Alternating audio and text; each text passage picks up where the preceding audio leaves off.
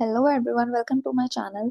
आज मैं आप लोगों के लिए लेकर आऊँ एक बहुत अच्छी अपडेट जो कि रहने वाली है पोस्ट ऑफिस की तरफ से। आप देख सकते हो डिपार्टमेंट ऑफ पोस्ट, ठीक है। यहाँ की तरफ से आपके पास एक नई रिक्रूटमेंट आई है जहाँ पे 10th पास एलिजिबल है। प्लस ये जो जॉब रहने वाली है, जो काम रहने वाला है, ये ड्राइविंग से रिलेटेड रहने वाला है। ड्राइवर्स के लिए भर्ती की जा रही है, ठीक है, बेंगलुरु और मैसूर में। तो यहाँ पर आपको जो है कोई भी एप्लीकेशन फीस नहीं है और ये काफी अच्छी अपडेट रहने वाली है। यहाँ पे सैलरी भी आपको अप टू 63,000 मिलने वाली है, यानी कि बेसिक पे जो आपका एंड तक रहने वाला है, ठीक है। तो यहाँ पे अपडेट चेक कर लेते हैं। यहाँ से आप नॉर्मली व्यू जब करेंगे तो आपको यहाँ पे हिंदी में वर्जन खुल जाएगा। अगर आप चाहें तो इंग्लिश वर्जन भी इसका पीडीएफ का जो एडवर्टीजमेंट है वो पढ़ सकते हैं। आप देख सकते हैं notification for filling up of drivers ordinary grade through deputation and absorption basis. ये 1/8 को यहाँ पे अपडेट हुआ था, ठीक है।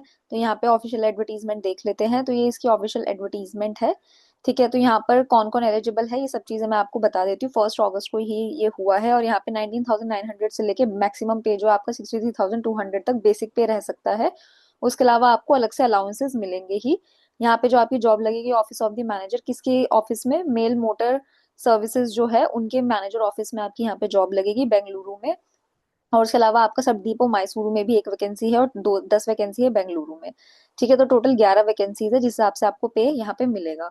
अब ये जॉब किसके लिए? ये जॉब सिर्फ उन लोगों के लिए है जो डिप्यूटेशन और एब्जॉर्प्शन की बेसिस पे यहाँ पे जॉब लगने वाली है, यानी कि जो ऑलरेडी डिपार्टमेंट ऑफ पोस्ट में थे या फिर किसी और गवर्नमेंट मिनिस्ट्री में काम करते थे, या फिर अगर आप लोग ऑलरेडी इंडियन आर्मी से रिटायर्ड हुए हो या 1 साल के अंदर आपको रिजर्व करने वाले हैं, तो आप लोग यहाँ पे अप्लाई कर सकते हैं, ठीक है। एलिजिबिलिटी क्राइटेरिया देख लेते हैं। अगर आप लोग डिपार्टमेंट ऑफ पोस्ट में हैं, तो अगर आप रेगुलर राइडर हैं या ग्रुप सी के एमटीएस हैं तो आप यहाँ पे एलिजिबल हो जाते हो अप्लाई करने के लिए। और आपका पे जो है 18,000 से लेके 56,900 तक मैक्सिमम है, तो आप यहाँ पे एलिजिबल हो जाते हो अप्लाई करने के लिए। बस आपके पास एक वैलिड ड्राइविंग लाइसेंस होना चाहिए लाइट एंड हैवी मोटर्स का, ठीक है।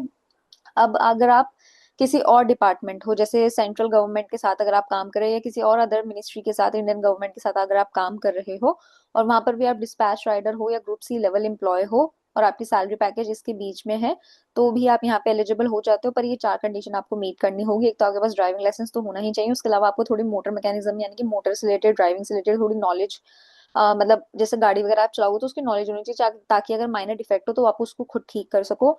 उसके अलावा आपको 3 साल का एक्सपीरियंस होना चाहिए हैवी मोटर व्हीकल में। उसके अलावा आपके पास 10th का मार्कशीट, मतलब 10th पास आप होने चाहिए हो। अगर आप यहाँ पर डिजायरेबल कौन है? जिन्होंने 3 साल होमगार्ड या सिविल वॉलंटियर के तरीके से काम किया हुआ है।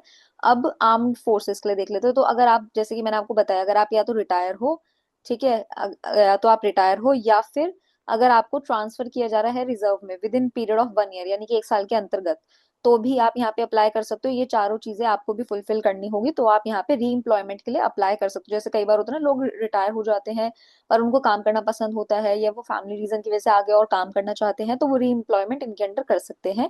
यहाँ पर लेवल पे मैं आपको सब बता चुकी हूँ। उसके अलावा यहाँ पे एज लिमिट जो है 56 ईयर से मैक्सिमम नहीं होनी चाहिए डिप्यूटेशन और एब्जॉर्प्शन के लिए। और यहाँ पे पीरियड ऑफ डिप्यूटेशन कितना रहेगा? 3 साल रहेगा। 3 साल तक आप यहाँ पर डिप्यूटेशन, मतलब जो एक ब्रांच, मतलब एक गवर्नमेंट से लेके दूसरे, एक गवर्नमेंट से दूसरे गवर्नमेंट के अंडर ट्रांसफर हो, जैसे कि जो मैंने फर्स्ट वाला बताया था ना, जो ऑलरेडी पोस्ट ऑफिस में काम करते थे या अदर मिनिस्ट्री में अगर आप काम करते हो तो आपको टेम्पररी बेस पे पोस्ट ऑफिस में भेजा जाएगा ड्राइवर के तौर पे। आपको यहाँ पे 3 साल तक डिप्यूटेशन के बेसिस पे, यानी कि टेम्पररी ट्रांसफर किया जाएगा, 3 साल तक काम करना है।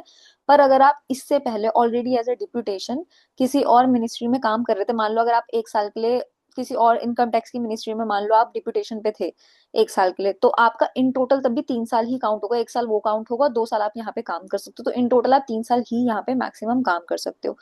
पर अगर आप यहाँ पर एज अ एज अ री एम्प्लॉयड पर्सन आप यहाँ पे अप्लाई करो, जैसे कि अगर आप आर्मी फोर्स से अप्लाई कर रहे हो और आप यहाँ पे एज अ री एम्प्लॉय री एम्प्लॉय पर्सन की तरीके से यहाँ पे अगर आप अप्लाई कर रहे हो, तो आप यहाँ पर 3 साल से ऊपर भी काम कर सकते हो। लेकिन यहाँ पे आपका पहले एक प्रोबेशन पीरियड रहेगा 2 साल का। ये सिर्फ उनके लिए जो री एम्प्लॉयड कैंडिडेट्स हैं। तो आपका यहाँ पे प्रोबेशन पीरियड रहेगा 2 साल का। जो भी जो दूसरे कैंडिडेट्स हैं, जो रेगुलर कैंडिडेट्स हैं, उनका तो देखो 3 साल का टोटल डिप्यूटेशन रहेगा। पर अगर आप यहाँ पे री एम्प्लॉय हो रहे हो तो आपका 2 साल का प्रोबेशन पीरियड रहेगा। उसके बाद देखा जाएगा कि आपको आगे इनके साथ काम कराना है या नहीं। अब यहाँ पे क्या चीजें चाहिए? एक तो आपका इंटीग्रिटी सर्टिफिकेट चाहिए। इंटीग्रिटी सर्टिफिकेट यानी कि जैसे आपका यहाँ पर सर्टिफिकेट सेइंग कि आप जो है ऑनेस्ट और ट्रस्टवर्दी हैं। उसके अलावा आपने ये देखा जाएगा कि 10 साल में आपको कोई पनिशमेंट, वार्निंग या पेनल्टीज तो नहीं लगी।